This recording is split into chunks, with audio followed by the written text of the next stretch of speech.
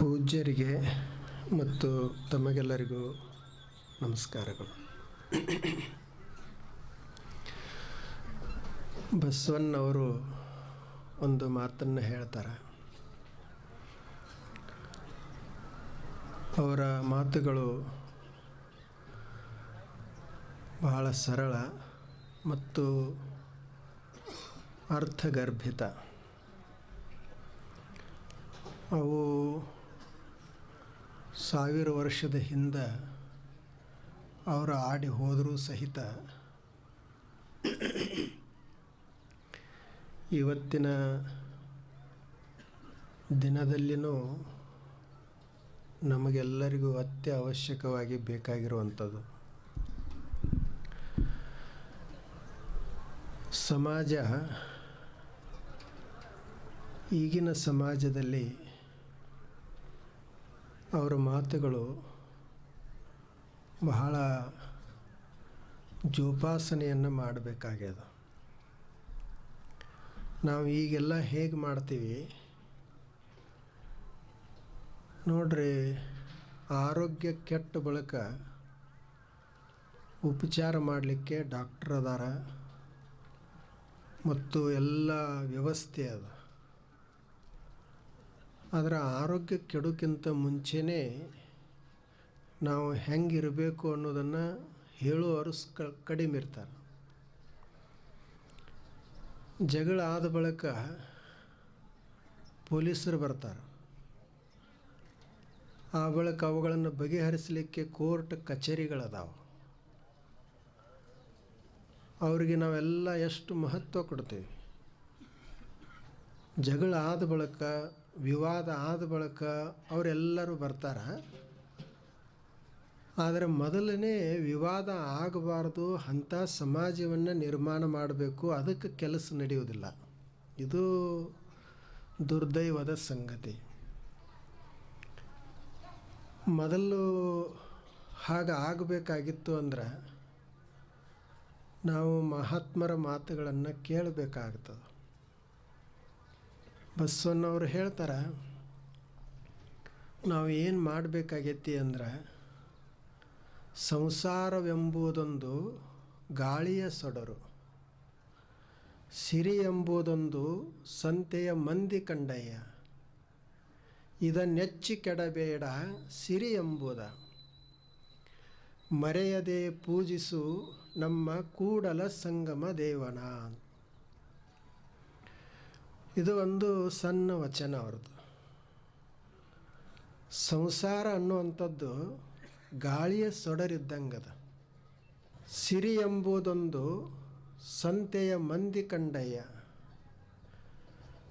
ಇದನ್ನೆಚ್ಚಿ ಕೆಡಬೇಡ ಸಿರಿ ಎಂಬುದ, ಮರೆಯದೆ ಪೂಜಿಸು ನಮ್ಮ ಕೂಡಲ ಸಂಗಮ ದೇವನ.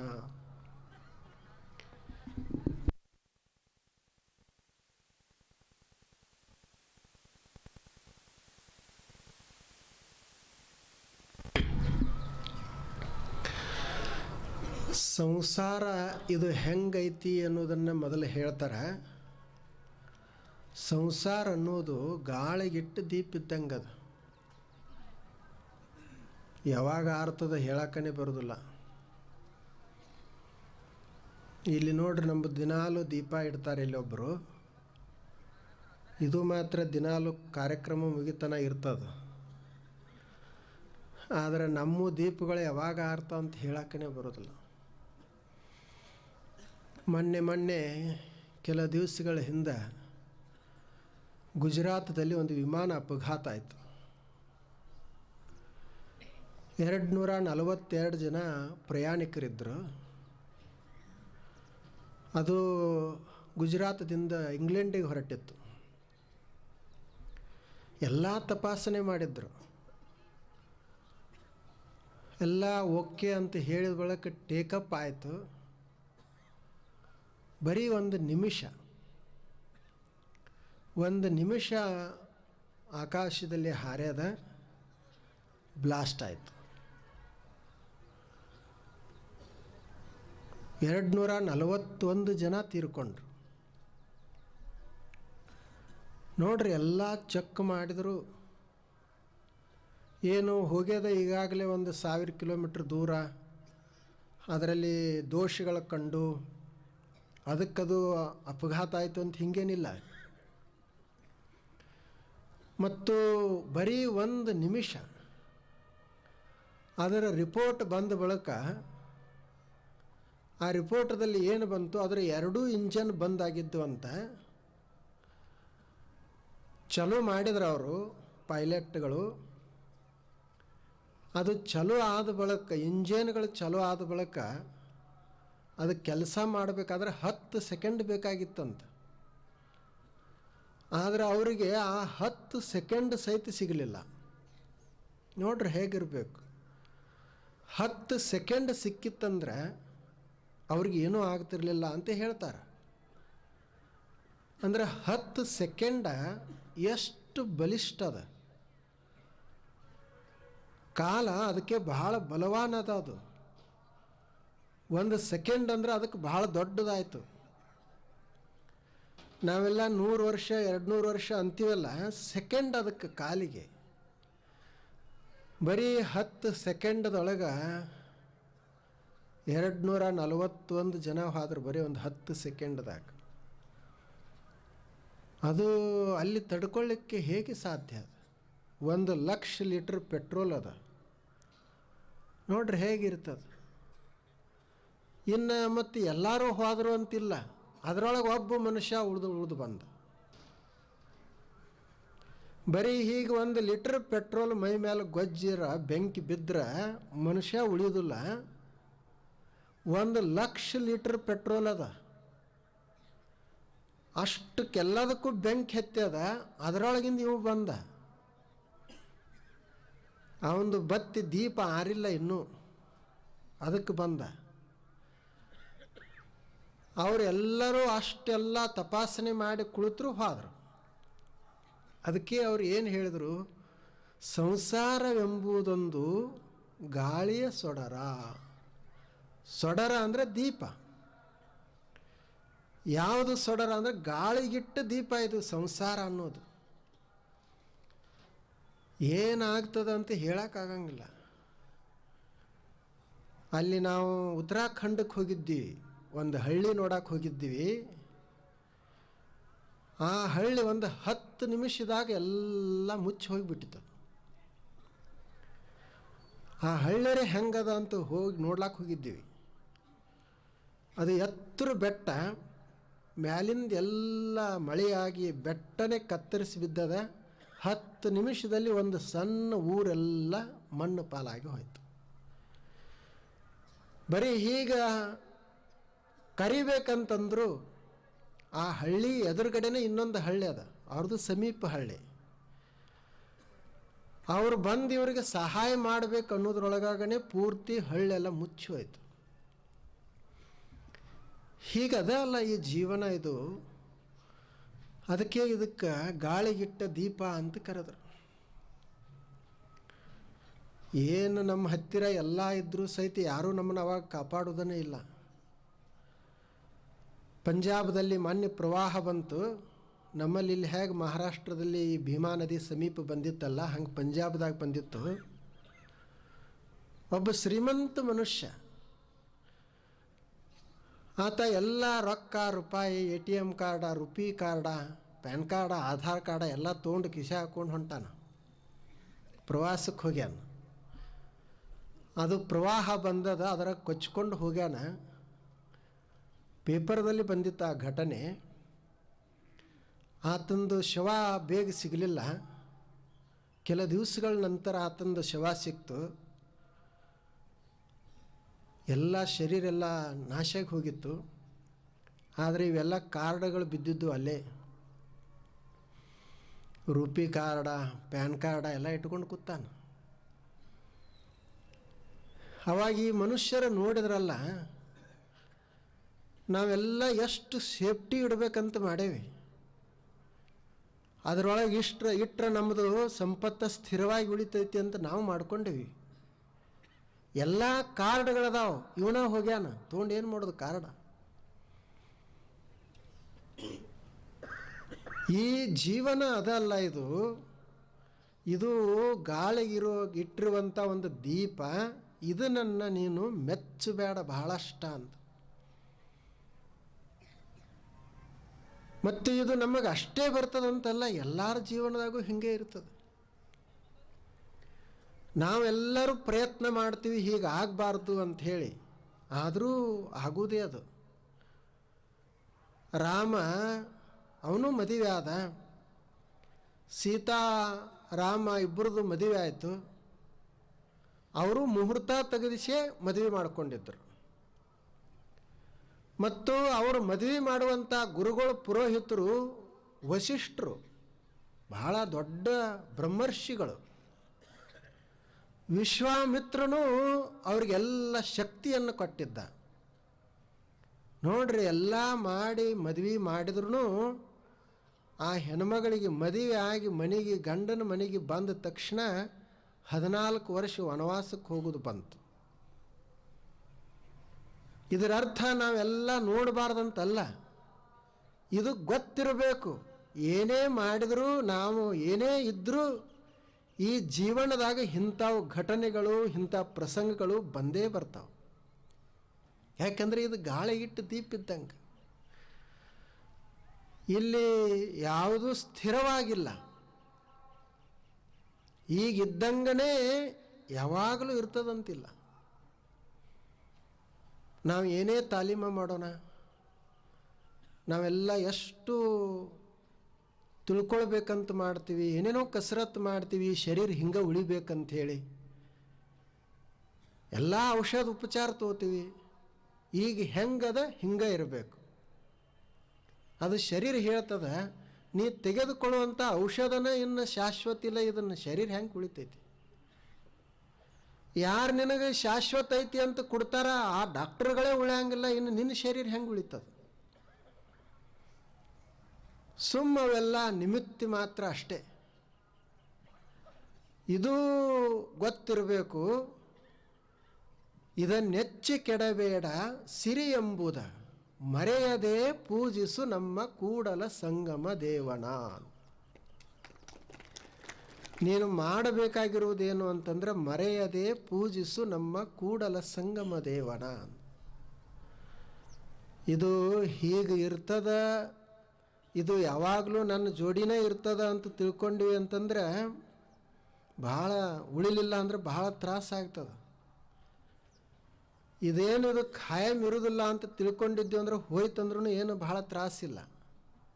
ಅದಕ್ಕೆ ಮೊದಲು ಸ್ವಲ್ಪ ಇದ್ರ ಸ್ವರೂಪ ತಿಳ್ಕೊಳ್ಬೇಕು. ಇದು ಹೆಂಗದ ಅಂತಂದ್ರೆ, ಇದು ಈಗಿದ್ದಂಗನೇ ಯಾವಾಗಲೂ ಇರುವುದಿಲ್ಲ.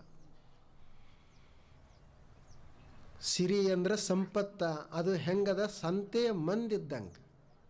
ಸಂತಿ ಒಂದು ದಿವಸ ಒಂದು ಸಲ ಕೂಡ್ತದ, ಇನ್ನೊಂದು ಸಲ ಒಡಿತದ, ಅಗಲ್ತದ. ಸಂಸಾರ ಅಂದರೆ ಜೀವನ, ಇದು ಗಾಳಿಗಿಟ್ಟು ದೀಪ ಇದ್ದಂಗೆ. ಇದನ್ನೆಚ್ಚಿ ಕೆಡಬೇಡ. ನಾವು ಈ ಸಾವು ತಪ್ಪಿಸಬೇಕು, ಈ ಬದಲಾವಣೆ ತಪ್ಪಿಸಬೇಕಂತ ಏನೆಲ್ಲ ಪ್ರಯತ್ನ ಮಾಡಿದರೂ ಅದು ಕಷ್ಟ.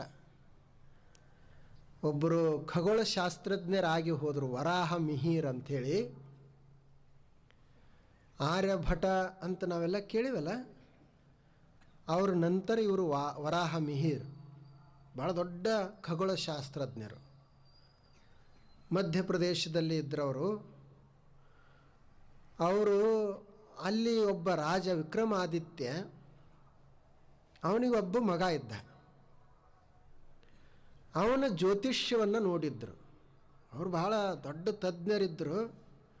ಇಂಥ ದಿವಸ ಈ ಮನುಷ್ಯನಿಗೆ, ಈ ನಿಮ್ಮ ಮಗುವಿಗೆ ಸಾವು ಬರ್ತೈತಿ, ಅದು ಎದರಿಂದ ಬರ್ತೈತಿ ಅಂತಂದ್ರೆ ಒಂದು ವರಾಹ ಅಂದರೆ ಹಂದಿಯಿಂದ ಬರ್ತೈತಿ ಅಂತ ಹೇಳಿದರು. ಇವ ರಾಜ ಇದ್ದ,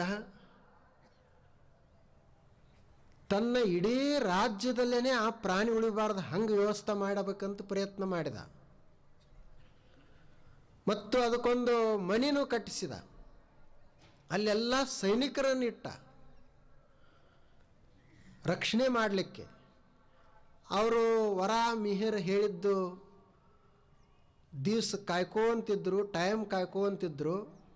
ಆತ ಜ್ಯೋತಿಷ್ಯಗಾರಿದ್ದ, ಖಗೋಳಶಾಸ್ತ್ರಜ್ಞ ಇದ್ದ. ಆತ ಸಮಯ ಹೇಳಿದ್ದ. ಆ ಸಮಯಕ್ಕೆ ಆ ಹುಡುಗನನ್ನು ಮನೆಯಲ್ಲಿಟ್ಟು ಆ ಬಳಿಕ ಎಲ್ಲ ಕಡೆ ರಕ್ಷಣೆ ಕೊಟ್ಟಿದ್ದರು. ಆದರೂ ಆ ಸಮಯ ಮುಗಿದ ಬಳಿಕ ಸುದ್ದಿ ಬಂತು, ಮಗ ತೀರ್ಕೊಂಡ ಅಂತ. ಹೆಂಗೆ ತೀರ್ಕೊಂಡ, ಇಷ್ಟೆಲ್ಲ ಹೊರಗೆ ಬಂದೋಬಸ್ತಿದ್ರ ಅಂತ ಹೇಳಿ ನೋಡ್ತಾರೆ. ಅವ್ರದ್ದೊಂದು ಝೇಂಡಾ ಇತ್ತಲ್ಲ, ಆ ಝೇಂಡಾ ಲಾಂಛನ ಅವ್ರದ್ದು ಏನು ಅಂತಂದ್ರೆ ವರಾಹ. ಆ ರಾಜ್ಯನ ಚಿಹ್ನೆನೇ ವರಾಹ. ಆ ಹುಡುಗಿರುವಲ್ಲೇ ಅದನ್ನು ಇಟ್ಟಿದ್ರು. ಆ ಚಿಹ್ನೆದ ಒಂದು ಕುರುಹನ್ನು ಇಟ್ಟಿದ್ರು. ಅದು ಆಡ್ತಾ ಹೋಗಿ ಅದನ್ನು ಮೈ ಮೇಲೆ ಹಾಕ್ಕೊಂಡು ಅದು ದೇಹ ಬಿಟ್ಟಿತ್ತು. ನೋಡ್ರಿ ಹೇಗದ ಅದು. ಇದನ್ನು ಯಾರೂ ತಪ್ಪಿಸಲಿಕ್ಕೆ ಆಗಂಗಿಲ್ಲ, ಯಾರೂ ತಪ್ಪಿಸಲಿಕ್ಕೆ ಆಗಂಗಿಲ್ಲ. ಅದಕ್ಕೆ ಇದಕ್ಕೆ ಸಂಸಾರವೆಂಬುದೊಂದು ಗಾಳಿಯ ಸೊಡರ, ಸಿರಿ ಎಂಬುದೊಂದು ಸಂತೆಯ ಮಂದಿ ಕಂಡಯ್ಯ. ಇಲ್ಲಿ ನಾವು ಏನರೇ ಹೀಗೆ ಇರ್ತೈತಿ ಅಂತಂದೀವಂದ್ರೆ ಅದು ನಮ್ಮ ಭ್ರಮ. ಅದು ನಾವು ನಮ್ಮದೊಂದು ತಲೆ ಕೂದಲು ಬೆಳ್ಳಗಾಯ್ತಂದ್ರೆ ಭಾಳ ಚಿಂತೆ ಮಾಡ್ತೀವಿ. ಏನು ಮಾಡೋನು ಅಂಥೇಳಿ ಅವ್ರದ್ದೆಲ್ಲ ಮೊಬೈಲ್ದಾಗ ಸರ್ಚ್ ಮಾಡ್ತೀವಿ. ಅವರೆಲ್ಲರೂ ಸುಳ್ಳು ಹೇಳೋರೇ ಇರ್ತಾರೆ. ಇದನ್ನು ಹಚ್ಕೊಡ್ರಿ ಅದು ಆಗ್ತದೆ, ಇದನ್ನು ಹಚ್ಕೊಡ್ರಿ ಅದನ್ನು ಆಗ್ತದೆ. ಅವು ಹಚ್ಕೊಂಡ ಬಳಕ ಗೊತ್ತಾಗ್ತದೆ ಇದು ಏನೂ ಆಗೋದಿಲ್ಲ ಅಂತ.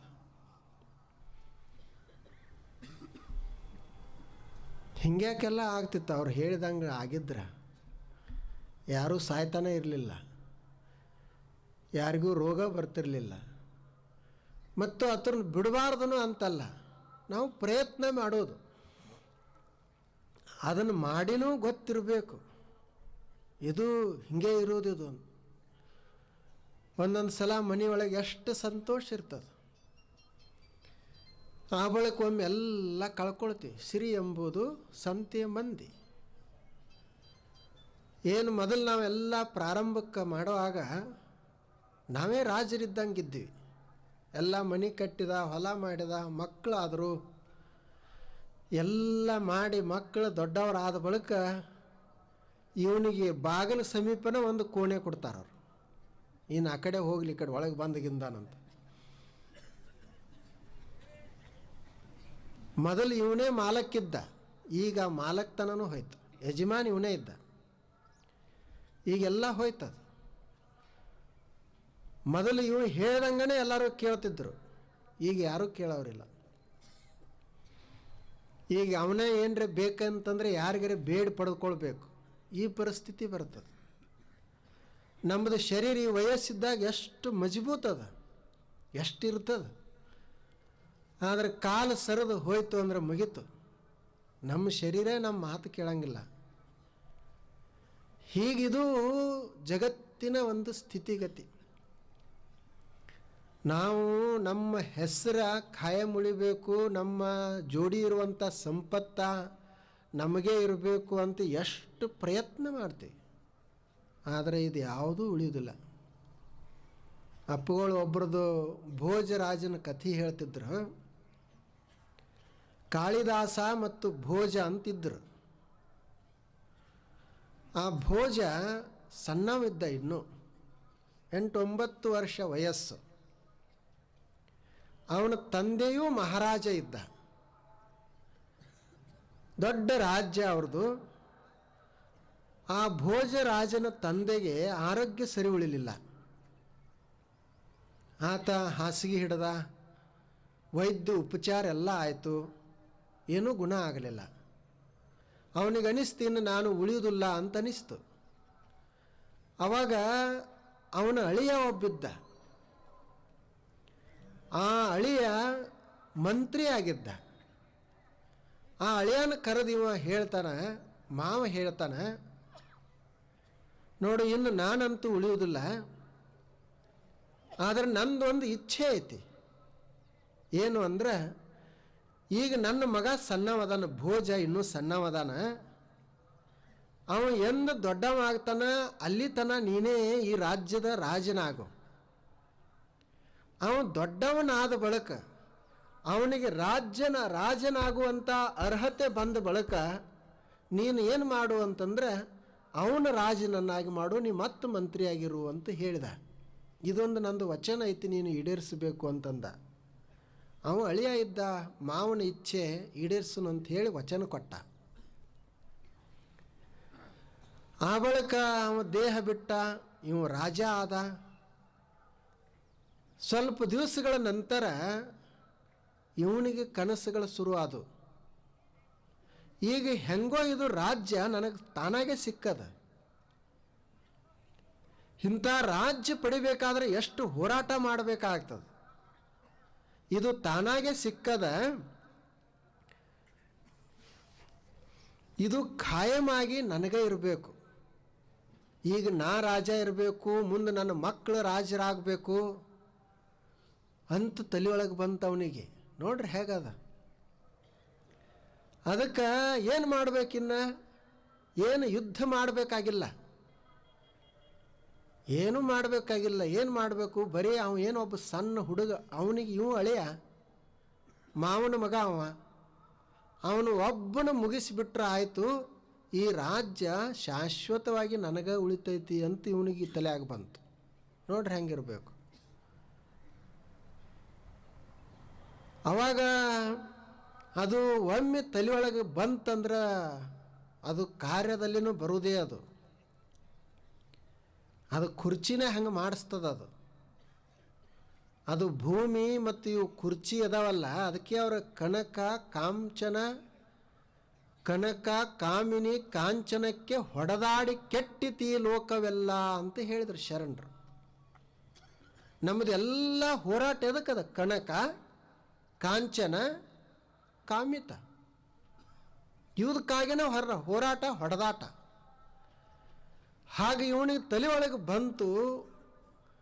4 ಜನ ಕೊಲೆಗಡಕರನ್ನು ಕರೆಸಿ ಅವ ಹೇಳಿದ, ನೀವೇನು ಈಗ ಸಣ್ಣ ಪುಟ್ಟು ಮಾಡ್ತೀರಲ್ಲ, ಅದನ್ನೇನು ಮಾಡೋದು ಬೇಡ, ನಾ ಹೇಳಿದ್ದೊಂದು ಮಾಡಿರಿ, ನಿಮಗೇನು ಬೇಕು ಅದನ್ನೆಲ್ಲ ಕೊಡ್ತೀನಿ ಅಂತಂದ್ರೆ.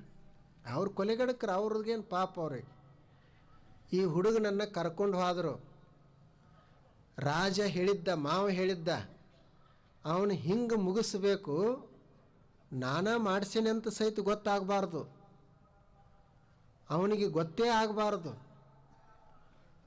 ಆಯಿತು ಅಂತ ಹೇಳಿ ಇವ್ರು ಕರ್ಕೊಂಡು ಹೋದರು. ಅಲ್ಲೆಲ್ಲ ಅರಣ್ಯದಾಗ ತಿರುಗಾಡಿಸಿದ್ರು, ಅವನ ಜೋಡಿ ಆಟ ಆಡಿದರು. ಅವ ಸಣ್ಣ ಹುಡುಗ. ಇವ್ರಿಗೆ ಕೊಲೆಗಡಕರಿಗೆ ಅನಿಸ್ತು, ಕೊಲೆ ಮಾಡೋರಿಗೆ ಅನಿಸ್ತು, ಇಂಥ ಸಣ್ಣ ಹುಡುಗನ ಹೆಂಗೆ ಕೊಲ್ಲೋದು ನಾವು, ಎಂತಿಂಥವ್ರನ್ನ ನಾವು ಕೊಂದಿರಬಹುದು, ಪಾಪ ಇವ ಏನು ದೋಷ ಮಾಡ್ಯಾನ, ಏನು ತಪ್ಪು ಮಾಡ್ಯಾನ, ಇವನು ಕೊಲ್ಲೋದು ಬೇಡ, ಇವನಿಗೆ ಹೇಳಿ ಇಲ್ಲೇ ಎಲ್ಲರ ಒಂದು ಆಶ್ರಮದಾಗ ಬಿಡುನು, ಅಲ್ಲಿ ಹೋಗಿ ಮಹಾರಾಜನಿಗೆ ಕೊಂದೀವಿ ಅಂತ ಸುಳ್ಳು ಹೇಳುನು ಅಂತಂದರು. ಅವಾಗ ಆ ಹುಡುಗನಿಗೆ ಇವ್ರು ಹೇಳ್ತಾರೆ, ನಾವಿಲ್ಲಿ ನಿನ್ನ ಆಟ ಆಡ್ಸ್ಲಕ್ಕೆ ಕರ್ಕೊಂಡ್ಬಂದಿಲ್ಲ, ನಿಮ್ಮ ಮಾವ ನಿನ್ನನ್ನು ಮುಗಿಸಿ ಬಾ ಅಂತ ನಮ್ಮನ್ನು ಕಳಿಸಿಕೊಟ್ಟಾನ, ಅದಕ್ಕೆ ನಾವು ನಿನ್ನ ಕರ್ಕೊಂಡು ಬಂದೀವಿ. ಅವನ ಹುಡುಗ ರಾಜನ ಮಗ ಇದ್ದ. ಅವಂದ ಮತ್ತು ಮುಗಿಸಕ್ಕೆ ಬಂದಿದ್ರೆ ಮುಗಿಸಿ ಹೋಗ್ರಲ್ಲ. ಅವರು ಹೇಳಿದ್ರಿಲ್ಲ, ನಿಂದು ನೋಡಿ ನಿನ್ನಂತೂ ನಮಗೆ ಏನೂ ಮಾಡಲಿಕ್ಕೆ ಆಗೋದಿಲ್ಲ, ನಾವು ರಾಜನಿಗೆ ಹೋಗಿ ಸುಳ್ಳು ಹೇಳ್ತೀವಿ, ನೀ ಎಲ್ಲರೂ ಇಲ್ಲೇ ಇರು ಅಂತ. ಅವಾಗ ಅವನು ಹುಡುಗ ಹೇಳ್ತಾನೆ, ನೀವು ರಾಜನಿಗೆ ಸುಳ್ಳು ಹೇಳಿದ್ರಿ ಅಂದರೆ ರಾಜನಿಗೆ ಮೋಸ ಮಾಡಿದಂಗೆ ಆಗ್ತದೆ, ಸುಳ್ಳು ಹೇಳಬಾರ್ದು, ಅದಕ್ಕೆ ನೀವು ಮುಗಿಸೇ ಹೋಗಿಬಿಡ್ರಿ ಅಂತ. ಒಂದು ವೇಳೆ ನೀವು ಹಂಗೆ ಹೋದ್ರಿ, ಸುಳ್ಳು ಹೇಳಿದ್ರಿ, ರಾಜನಿಗೆ ಗೊತ್ತಾಯಿತು ಅಂದರೆ ನಿಮ್ಮನ್ನು ಗಲ್ಲಿಗೆ ಏರಿಸ್ತಾನೆ. ಅವರು ಕೊಲೆಗಡಕರು ಹೇಳಿದರು, ನೋಡು ನಾವು ಈ ನಿರ್ಧಾರಕ್ಕೆ ಬಂದೀವೀಗ, ನಮಗೆ ರಾಜ ಏನು ಮಾಡಿದ್ರೂ ಚಿಂತಿಲ್ಲ, ಆದರೆ ನಿನ್ನ ಮಾತ್ರ ನಾವು ಕೊಲ್ಲೋದಿಲ್ಲ. ಅವಾಗ ಅವನು ಹುಡುಗಂದ, ಹಂಗಾದ್ರೆ ನೋಡ್ರಿ ಒಂದು ಕೆಲಸ ಮಾಡಿರಿ, ನಾ ಇಲ್ಲೇ ಇರ್ತೀನಿ, ಒಂದು ಪತ್ರ ಬರೆದು ಕೊಡ್ತೀನಿ. ಭೋಜ ಅವಾಗ ಸಂಸ್ಕೃತ ಬರ್ತಿತ್ತು ಅವನಿಗೆ, ಸಂಸ್ಕೃತದಾಗ ಒಂದು ಪತ್ರ ಬರೆದು ಕಳಿಸಿದ. ಭೋಜರಾಜ, ಅವ ಇನ್ನೂ ಬಾಲಕ. ಆ ಪತ್ರ ಬರೆದು ಈ ಕೊಲೆಗಡಕರ ಕೈಯಾಗ ಕೊಟ್ಟು ಇದನ್ನು ರಾಜರಿಗೆ ಕೊಡ್ರಿ ಹೋಗಿ ಅಂತಂದ. ಅವ್ರ ಮಾವನಿಗೆ ಕೊಡ್ರಿ ಅಂತಂದ. ಅವ್ರು ಬಂದರು. ಇವ ಅವ್ರದ್ದು ಬರುವುದನ್ನೇ ಕಾಯ್ತಿದ್ದ. ಯಾವಾಗ ಆ ಹುಡುಗನ ಮುಗಿಸಿ ಬರ್ತಾರ ಮತ್ತು ನಮ್ಮದಾಯ್ತಲ್ಲ ರಾಜ್ಯ, ಎಲ್ಲ ನಾವೇ ಆಳೋದು ಅಂತ ತಲೆಯಾಗ ಹಾಕೊಂಡು ಕೂತಿದ್ದ. ಅವರು ಬಂದರು. ಮುಗಿಸಿದ್ರೆ ಏನು ಅಂತ ಕೇಳಿದ. ಅವರು ಕೊಲೆಗಡಕರು ಹೇಳಿದರು, ಅದು ಏನು ಮಾಡೀವಿ ಅವಳಕ್ಕೆ ಹೇಳ್ತೀವಿ, ಆ ಒಂದು ಪತ್ರ ಕೊಟ್ಟನು ಓದ್ರಿ ಅಂತಂದರು. ತೊಗೊಂಡಿವ ಪತ್ರ. ಅದರೊಳಗೆ ಅವ ಏನು ಬರೆದಿದ್ದ ಅಂದ್ರೆ,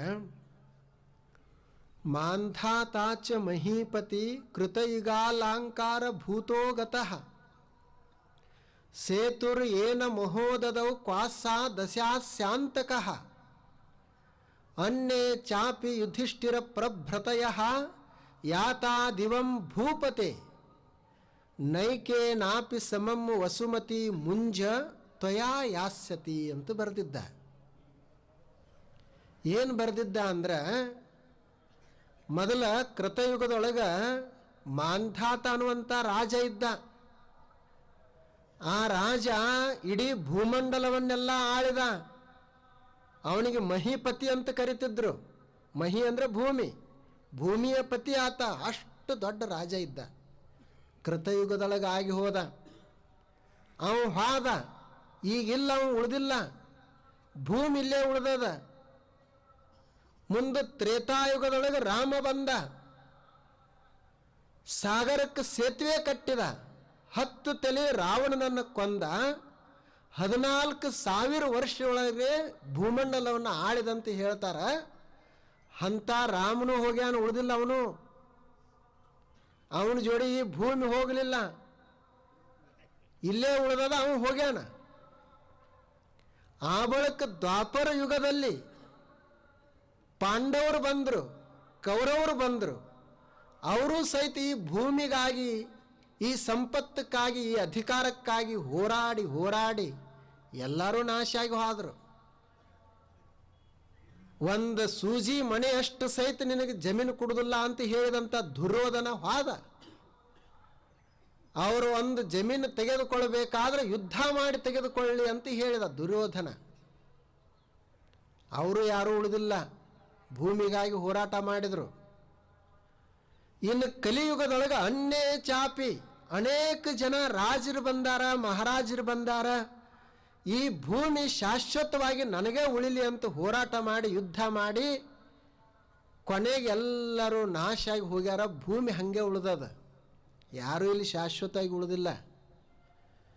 ಆದರೆ ನನಗೊಂದು ವಿಶ್ವಾಸ ಐತಿ ಅಂತ ಕೊನೆ ಸಾಲು ಬರೆದಿದ್ದ. ನನಗೊಂದು ಭರವಸೆ ಐತಿ. ಏನು ಅಂದರೆ, ಮುಂಜಾನೆ, ಆ ಮಾವನ ಹೆಸರು ಮುಂಜ, ನೀ ಏನು ಈ ರಾಜ್ಯವನ್ನು ಖಾಯಂ ಇಟ್ಕೊಳ್ಬೇಕಂತ ಮಾಡೇದಿ ಮತ್ತು ಈ ಭೂಮಿಯನ್ನು ನೀನು ಆಳ್ಬೇಕಂತ ಮಾಡೇದಿ, ಅದು ನಿನ್ನ ಜೋಡಿ ಬರ್ತೈತಿ, ಆಳ್ಕೋ ಅಂತ ಬರೆದಿದ್ದ.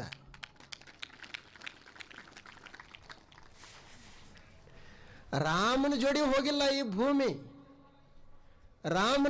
ರಾಮನಿಗೆ ಶಾಶ್ವತವಾಗಿ ಉಳ್ಯಾಕಾಗಿಲ್ಲ. ಆದ್ರೆ ನೀ ಏನೋ ಉಳಿತಿ, ರಾಮನ ಜೋಡಿ ಹೋಗಲಾರ್ದ ಭೂಮಿ ನಿನ್ನ ಜೋಡಿ ಬರ್ತದ, ಆಳ್ಕೋ. ಅವಾಗ ಇವನಿಗೆ ಅನಿಸ್ತು, ಏನಪ್ಪ ಇಂಥ ಸಣ್ಣ ಹುಡುಗ ಈ ರೀತಿ ಹೇಳ್ತಾನ, ನಾನು ನಮ್ಮ ಮಾವನಿಗೆ ವಚನ ಕೊಟ್ಟು ತಪ್ಪಿದಲ್ಲ ಅಂತ ಮನಸ್ಸಿನಾಗ ಶುರುವಾಯಿತು. ಅವಾಗ ಇವು ಕೊಲೆಗಡಕರಿಗೆ ಕೇಳಿದ, ಅವನು ಮುಗಿಸೇ ಬಂದರೇನು ಅಂತ. ಅವರು ನೋಡ್ಕೊಂಡ್ರಲ್ಲ ಇವನ ಹಾವ ಭಾವ, ಅವನಿಗೆ ಅಲ್ಲೇ ಬಿಟ್ಟು ಬಂದೇವಿ ಅಂತಂದರು. ಅವಾಗ ಇವು ಮುಂಜೆ ಹೇಳಿದಂತ, ಇದು ಈ ಕುರ್ಚಿ, ಈ ಅಧಿಕಾರ ಸಂಬಂಧಗಳನ್ನು ಸಹಿತ ನೋಡುವುದಿಲ್ಲ, ಹಳೆಯಾನನ್ನೇ ಮುಗಿಸ್ಬೇಕು ಅಂತ ತಲೆಯಾಗ ಹಾಕಿತು. ಅದಕ್ಕಿದು ನನಗೆ ಬೇಡ. ಅವನು ಸಣ್ಣವಿದ್ದರೂ 8-9 ವರ್ಷದವನಿದ್ದರೂ ಸಹಿತ ಅವನ ಬುದ್ಧಿ ಚಲೋ ಐತಿ. ಅವನನ್ನೇ ಈ ಸಿಂಹಾಸನದ ಮೇಲೆ ಕೂಡಿಸಿ ನಾ ಮತ್ತೆ ಮಂತ್ರಿನೇ ಆಗಿರ್ತೀನಿ, ಅವನೇ ಕರ್ಕೊಂಡು ಬಂದು ಕೂಡಿಸ್ರಿ ಅಂತ. ನೋಡ್ರಿ ಎಲ್ಲ ಏನದ ಅದು. ನಾವೆಲ್ಲ ಎಷ್ಟು ಹೋರಾಟ ಮಾಡ್ತೀವಿ. ಬಿಡಬೇಡ ಅಂತ ಅವರೆಲ್ಲರೂ ಹೇಳ್ತಾರೆ, ನಾವು ಬಿಡುವುದಿಲ್ಲ ಅಂತಲೇ ಹೇಳ್ತೀವಿ. ನಾವು ಆದ ಬಳಿಕ ಅವ್ರನ್ನ ಹಿಡಿಯೋದೇನು ಬಿಡುವುದೇನು? ಯಾರ್ಯಾರು ಹಿಂಗೆ ಹೇಳ್ಯಾರ ಬಿಡಬೇಡ ಅಂತ ಹೇಳಿ ಯಾರೂ ಒಬ್ಬರು ಉಳಿದಿಲ್ಲ. ಮತ್ತು ನಾನು ಖಾಯಂ ಇರ್ತೀನಂತ ಯಾರು ಹೇಳ್ತಾರೆ ಅವ್ರು ಖಾಯಂ ಯಾರೂ ಉಳಿದಿಲ್ಲ. ಎಷ್ಟು ಜನ ರಾಜ ಮಹಾರಾಜರಾಗಿ ಹೋಗಿಲ್ಲ. ಎಲ್ಲರೂ ಬಂದಾರೆ, ಎಲ್ಲರೂ ಹೋಗ್ಯಾರ. ನಾವು ಬಂದೀವಿ, ನಾವು ಹೋಗ್ತೀವಿ. ಇದನ್ನು ತಿಳ್ಕೊಂಡು ನೋಡಿಕೊಂಡು ಸ್ವಲ್ಪ ಅನುಭವಿಸ್ತಾ ಚೆಂದಾಗಿದ್ದೀವಿ ಅಂತಂದ್ರೆ ಭಾಳ ಆರಾಮಿರ್ತದೆ. ಎಲ್ಲ ನಮ್ಮದೇ ಮಾಡ್ಕೊಳ್ಬೇಕಂದ್ರೆ ಭಾಳ ತ್ರಾಸ ಆಗ್ತೈತಿ. ಈಗ ನೋಡ್ರಿ, ಇವರು ಒಂದು 18 ದಿವಸ ಇಲ್ಲೆಲ್ಲ ಗ್ರೌಂಡ್ ಕೊಟ್ಟಾರ, ಚಂದ ಮಾಡ್ಯಾರ, ನಮಗೆಲ್ಲ ಕುರ್ಚಿ ಪರಿಚಿ ಹಾಕ್ಯಾರ, ಶಿಸ್ತದ.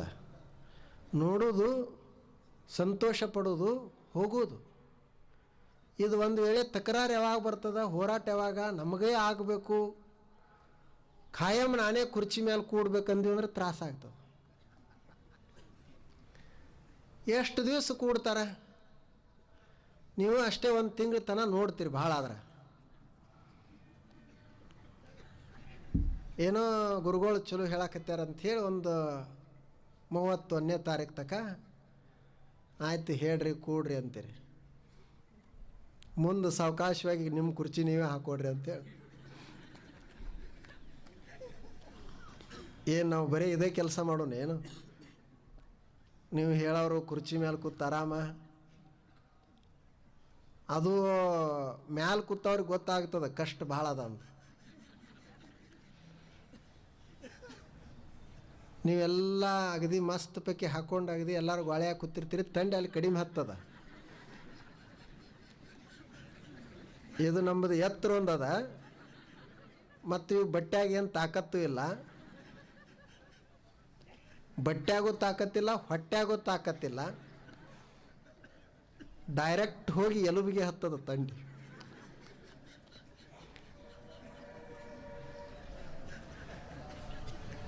ಸುಮ್ಮ ಇರುವುದಷ್ಟೇ ಸಂತೋಷವಾಗಿ. ಇದು ತಿಳ್ಕೊಳ್ರಿ ಅಂತ ಬಸವಣ್ಣವ್ರು ಹೇಳ್ತಾರೆ. ಸಂಸಾರವೆಂಬುದೊಂದು ಗಾಳಿಯ ಸೊಡರ, ಸಿರಿ ಎಂಬುದೊಂದು ಸಂತೆಯ ಮಂದಿ ಕಂಡಯ್ಯ, ಇದನ್ನೆಚ್ಚಿ ಕೆಡಬೇಡ ಸಿರಿ ಎಂಬುದ, ಮರೆಯದೆ ಪೂಜಿಸು ನಮ್ಮ ಕೂಡಲ ಸಂಗಮ ದೇವನ. ಮರೆಯದೇ ಪೂಜಿಸೋದು, ನಮ್ಮನ್ನು ಮರೆಸುವಂಗೆ ಮಾಡ್ತದೆ ಈ ಪ್ರಪಂಚ. ಅದಕ್ಕೆ ಅವರು ಮರೆಯದೇ ಅಂತಿಟ್ಟಾರ. ನಾವು ಮರಿತೀವಿ. ನಿಜಗುಣ ಶಿವಗಳು ಅದಕ್ಕೆ ಎಚ್ಚರಿಸ್ತಾರೆ. ಅವರು ಒಂದು ಹೇಳ್ತಾರೆ, ನೋಡಪ್ಪ ಇದೆಲ್ಲ ಅದಲ್ಲ, ನೀ ಕೇಳ್ತಿ, ನೋಡ್ತಿ, ಓದ್ತಿ, ಮತ್ತೆ ಅದನ್ನೇ ಮಾಡ್ತಿ. ಕಂಡು ಕೇಳಿ ಮತ್ತೆ ಮೋಹಿಪರೆ ಬಲ್ಲವರು,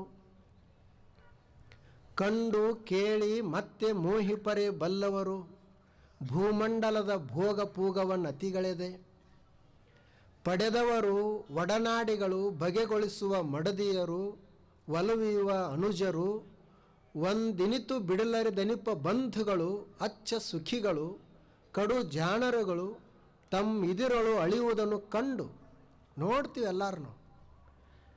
ಬಲಿ, ವಾಲಿ, ಕರ್ಣ, ಕೌರವ, ರಾಮ, ರಾವಣ, ನಳ, ನಹುಷ, ರಘು, ಭೀಮ, ಬಲಭದ್ರ, ಕೀಚಕ, ದಶರಥರೊಳಗಾದರೆಲ್ಲರ ಹಾನಿಕತೆಯನ್ನು ಕೇಳಿ ಸೊಡರಿನ ಸುಡುವತನವನ್ನು ಅರಿಯದೆ ಬಂದು ಕೆಡುವ ಪೊಡರಿನ ಪುಳುವಿನೋಳು. ನೋಡ್ತಿ, ಕೇಳ್ತಿ, ಮತ್ತಿದನ್ನೇ ಮಾಡ್ತೀಯಲ್ಲ ಅಂತಾರವ್ರು. ಎಂತಿಂಥವ್ರು ಹೋಗ್ಯಾರ. ಬಲಿ, ವಾಲಿ, ಕರ್ಣ, ಕೌರವ, ರಾಮ, ರಾವಣ, ನಳ, ನಹುಷ, ರಘು, ಭೀಮ, ಬಲಭದ್ರ, ಕೀಚಕ, ದಶರಥ, ಇವರೆಲ್ಲರೂ ಹೋಗ್ಯಾರ. ಇವ್ರದ್ದೆಲ್ಲ ಕತೆ ಕೇಳ್ತಿ, ಮತ್ತು ನೀನು ಅದನ್ನೇ ಮಾಡ್ತಿ ಅಂದರೆ ಹೆಂಗಿರಬೇಕು ಅಂತ ಅವರು. ಒಂದು ಲೈಟದ ದೀಪದ ಹುಳ ಅದು ಒಂದು ಸಲ ಸುಟ್ಕೊಂತಂದ್ರೆ ಇನ್ನೊಂದು ಸಲ ಯೋಚನೆ ಮಾಡ್ತದ. ಅದು ಇದು ದೀಪ ಸುಡ್ತೈತಿ ಅಂತ ಸೊಡರಿನ ಸುಡುವತನವನ್ನು ಅರಿಯದೆ ಅದು ಪಾಪ ತಿಳುವಳಿಕೆ ಇಲ್ಲಾರ್ದದ ಬಂದು ಬೀಳ್ತದ. ಇದು ಬೆಳಕದ, ನನ್ನನ್ನೇ ಸುಡ್ತದಂತ ಗೊತ್ತಿದ್ರೂ ಅದರೊಳಗನೆ ಬೀಳ್ತದ. ಹಂಗೆ ನೀ ಮನುಷ್ಯನೇ ಗೊತ್ತಿದ್ದು ನೀ ಬೀಳ್ತಿ, ಹೆಂಗೆ ನಿಂದು ಹೆಂಗಿರಬೇಕು ಅಂತ ಗೊತ್ತಿದ್ದು. ಮತ್ತಿದನ್ನು ನಾವೆಲ್ಲರೂ ಮಾಡ್ತೀವಿ ಹೋರಾಟ. ನಮ್ಮನ್ನು ಪಡೆದವರು, ಒಡನಾಡಿಗಳು, ಬಗೆಗೊಳಿಸುವ ಮಡದಿಯರು ಎಲ್ಲರೂ ಒಂದು ದಿವಸ ಬಿಟ್ಟು ಹೋಗ್ತಾರೆ. ಯಾರೂ ಉಳಿಯುವುದಿಲ್ಲ. ನಮ್ಮ ಬಂಧುಗಳು ಎಷ್ಟು ಹಚ್ಕೊಂಡಿರ್ತೀವಿ ಒಂದೊಂದು ಸಲ, ಆದರೆ ಇನ್ನೊಂದು ಸಲಕ್ಕೆ ಏನೂ ಇರುವುದಿಲ್ಲ, ಎಲ್ಲರೂ ಹೋಗಿಬಿಡ್ತಾರೆ. ಇದೆಲ್ಲ ಗೊತ್ತಿದ್ದು ಕೇಳಿ ನೋಡಿ ಮತ್ತು ನೀ ಅದನ್ನು ಮಾಡಕ್ಕೆ ಹೋಗಬೇಡ. ಸ್ವಲ್ಪ ಎದರೊಳಗೈತಿ ಸುವಿಚಾರ ಭಜನೆ ಭಕ್ತಿಯೋಳಂದರಿಯದೆ ಅಂತ ಅವರು. ಈಗ ಹೆಂಗೆ ಬಸವಣ್ಣವ್ರು ಹೇಳಿದ್ರಲ್ಲ, ಹಂಗೆ ನೀನು ಒಂದಿಷ್ಟು ಭಜನೆಯನ್ನು ಮಾಡಲಿಕ್ಕೆ ತೊಡಗು, ಸುವಿಚಾರವನ್ನು ಮಾಡಲಿಕ್ಕೆ ಶುರು ಮಾಡು. ಇದು ಇಲ್ಲಾದರೆ ಉಳಿಯುವುದಿಲ್ಲ. ಬುದ್ಧನ ಕಾಲಕ್ಕೂ ಹೀಗೆ ಅದು ಪ್ರಸಂಗ ನಡೆಯಿತು. ಅದು ಬಹಳ ಪ್ರಸಿದ್ಧ ಘಟನೆ ಬುದ್ಧಂದು. ಅವರು ಹೀಗೇ ತಿರುಗಾಡ್ಕೊಂತಿರ್ತಿರು ಬಿಹಾರದ ತುಂಬ ಬುದ್ಧ. ಬಿಹಾರ ಅಂದರೆ ವಿಹಾರ, ತಿರುಗಾಡೆ ಪ್ರದೇಶ ಅದು. ಅಲ್ಲಿ ಒಂದು ಭಾಗಕ್ಕೆ ಹೀಗೆ ಹೋದಾಗ ಒಬ್ಬ ಹೆಣ್ಮಗಳು, ಆಕೆ ಒಂದು ಮಗು, ಬಹಳ ಸುಂದರವಾದಂಥ ಮಗು, ತಾಯಿ ಅದನ್ನು ಅಷ್ಟೇ ಹಚ್ಕೊಂಡಿದ್ದಳು, ಅದು ತೀರ್ಕೊಂಡಿತ್ತು. ಆಕೆಗೆ ಆಕಾಶನ ಕಳಚಿ ಬಿದ್ದಂಗಾಯ್ತು. ಏನು ಮಾಡಬೇಕು? ಯಾರೋ ಹೇಳಿದ್ರು ಇಲ್ಲೇ ಬುದ್ಧ ಬಂದಾನ, ಬಹುಶಃ ಆತ ಬದುಕಿಸಬಹುದು, ಕರ್ಕೊಂಡು ಹೋಗು ಅಂತ, ತೆಗೆದುಕೊಂಡು ಹೋಗು ಅಂತ ತೊಗೊಂಡು ಹೋದಳು.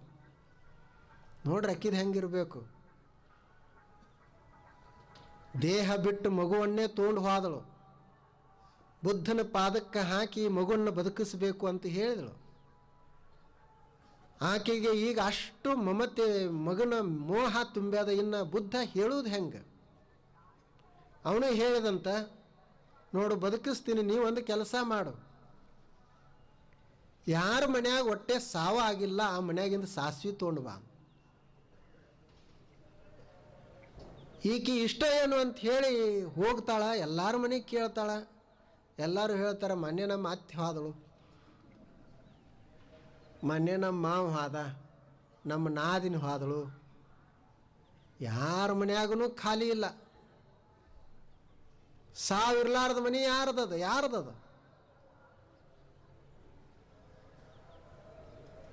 ಬಂದಳು, ಎಲ್ಲ ಮನೆ ತಿರುಗಾಡಿ ಖಾಲಿ ಕೈಲೇ ಬಂದಳು. ಏನಾಯಿತು ಅಂತ ಕೇಳಿದ ಬುದ್ಧ. ಗೊತ್ತಾಯ್ತು ನನಗೀಗ ಅಂದ. ಸಾವಿರ್ಲಾರ್ದಂಥ ಮನೆ ಇಲ್ಲ. ಹಾಗೆ ನಾವೆಲ್ಲ ಒಂದು ದಿವಸ ಎಲ್ಲ ಕಳ್ಕೊಂಡು ಹೋಗಿಬಿಡ್ತೀವಿ. ಬುದ್ಧ ಎಷ್ಟು ಚಂದ ಉಪದೇಶವನ್ನು ಹೇಳಿದ ಆಕೆಗೆ. ನೋಡ್ರಿ ಇದು ಹೇಗದ. ಆದ್ದರಿಂದ ಈ ಪ್ರಪಂಚ ಹಿಂಗೈತಿ ಅಂತ ತಿಳ್ಕೊಂಡು ನಾವು ಭಗವಂತನಲ್ಲಿ ಭರವಸೆಯನ್ನು ಇಡುವುದು ಮತ್ತು ಹೀಗೈತಿ ಅಂತ ನಿರಾಶೆ ಆಗಬೇಕಾಗಿಲ್ಲ. ಇದೆಲ್ಲ ಮುಗಿದು ಹೋಗ್ತದಂತ ಹೇಳಿ ಬಹಳ ಚಿಂತೆ ಮಾಡಬೇಕಾಗಿಲ್ಲ. ತಿಳ್ಕೊಳ್ಬೇಕು, ಇದು ಹಿಂಗೇ ಇರುವುದಿಲ್ಲ ಅಂತ ತಿಳ್ಕೊಳ್ಬೇಕು. ಅದಕ್ಕೆ ಈಗ ಹೋಗುವಾಗ ಅದನ್ನು ವಚನ ಹಾಗೆ ಹೇಳ್ಕೊಂತ ಹೋಗಬೇಕು. ಸಂಸಾರವೆಂಬುದೊಂದು ಗಾಳಿಯ ಸೊಡರು ಅಂಡ್ರು ಒಂದು ಸಲ.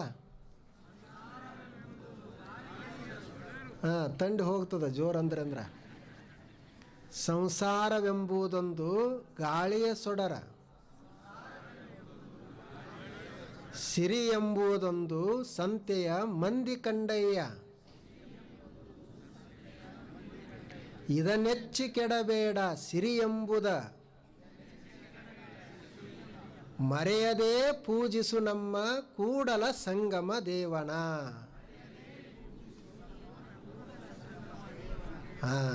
ಮಣಿ ನೋಡೋದು ಎಲ್ಲ ನೋಡೋದು ಇದು ತಲೆಯೊಳಗಿರಬೇಕು. ಸಂಸಾರವೆಂಬುದೊಂದು ಗಾಳಿಯ ಸೊಡರ. ಯಾವಾಗ ನಮ್ಮ ದೀಪ ಆರಿ ಹೋಗ್ತದಂತ ಗೊತ್ತಿಲ್ಲ. ಆ ದೇವರು ಅದನ್ನು ಎಷ್ಟು ದಿವಸ ಇಡಬೇಕಂತ ಮಾಡಿರ್ತಾನೆ, ಅಷ್ಟು ದಿವಸ ಅದು ಉರಿತದ, ಒಂದು ದಿವಸ ಆರಿಬಿಡ್ತದೆ. ನಮ್ಮದು ಯಾರ್ದು ಪರ್ಮಿಷನ್ ಬೇಕಾಗಿಲ್ಲ ಅದಕ್ಕೆ. ಆದ್ದರಿಂದ ಇದನ್ನು ನಾವೆಲ್ಲ ತಿಳ್ಕೊಂಡು ದೇವನನ್ನು ಪೂಜಿಸೋಣ, ದೇವನನ್ನು ಮರೆಯದಂಗೆ ಇರೋಣ. ನಾಳೆ ಬನ್ನಿ. ಮತ್ತು ಇವತ್ತೇನು ರೀ ಪ್ರಸಾದ? ಹಾಂ ಹಾಂ, ಚಲೋ ಅದ ಇವತ್ತ.